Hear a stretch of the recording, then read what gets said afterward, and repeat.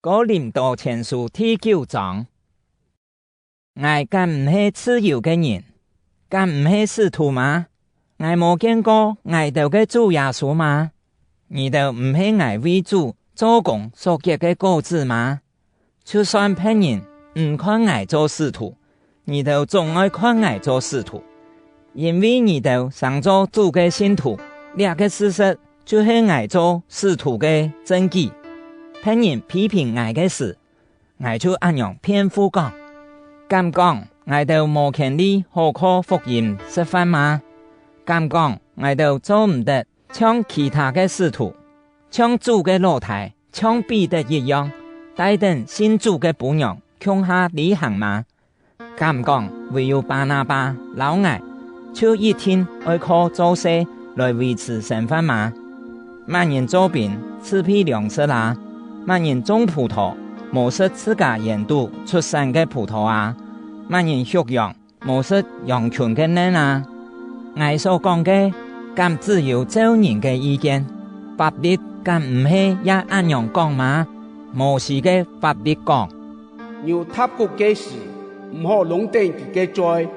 上帝所關心嘅，敢係牛，佢敢唔係為到外頭來講嗎？這當然係為外頭寫嘅，因為耕種嘅、老樹割嘅出去做事，攏總希望分到佢哋所應得嘅五穀。外頭實在佢哋當中為屬靈嘅種子，就算外頭將佢哋供給嘅物質算作屬神，敢會太過分嗎？別人哪有權利享受佢哋嘅東西？外頭敢唔係行卡有這個權利嗎？總係外頭從來唔是用過這個權利，反轉凡事認定，免得基督嘅福音受到阻礙。你都應該地在聖殿地背服侍嘅人，就享受聖殿內所供給嘅食物；在祭壇獻祭嘅人，也有祭物可本。同樣，主也按樣吩咐，傳福音嘅人應該靠福音來維持生活。總係我盲實用過這條權利，這下我寫這條話，也唔係愛爭取這種嘅權利。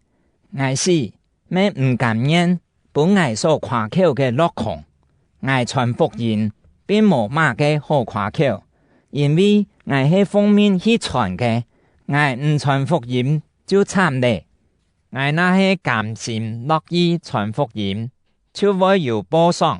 總係既然上帝將這任務交俾我就認為這係一種責任。按樣我嘅報賞係乜嘅呢？傳福音本人唔是用錢就得到福音，冇用我傳福音應得嘅權利，這就係我嘅功用。我係自由嘅人，唔係萬人嘅奴隸，總係我甘願做太重嘅僕人，為到愛得到更多嘅人。同猶太人共下，我就像猶太人按樣生活，為到愛得到猶太人。同佢哋在法律之下嘅人共下，雖然我冇書冇是法律嘅學子，總係我還係像在法律之下嘅人按樣生活，為到愛得到法律之下嘅人。同樣同法律之外嘅人共下，我就像法律之外嘅人，無受猶太法律嘅約束，為到愛得到法律之外嘅人，總係也唔係講我唔服從上帝嘅法律。事實上，我係受基督法律嘅約束。在信心軟弱嘅人當中，我就做軟弱嘅人，為到愛得到軟弱嘅人。總講在乜嘅樣嘅人中間，我就做乜嘅樣嘅人。無論用乜嘅方法，我總愛救到人。我做呢一切嘅事，係為福音嘅緣故，目的係愛同別人共下分享福音嘅好處。你哋敢唔知在運動場走上腳嘅人千多，總係得獎嘅只有一剎，所以你哋要用決心來走，才會得獎賞。每一個參加比賽嘅，一天愛接受嚴格嘅訓練，這係為到愛得到外快嘅免流天天，仲係我哋所做嘅，係為到愛得到唔愛快嘅免流。所以像咁樣，我一直向目標進走。我要像打拳嘅人，唔愛打空拳。我漸漸操練自家嘅身體，係愛完全控制佢，免得我傳福音，本片然後自家反轉受淘汰咧。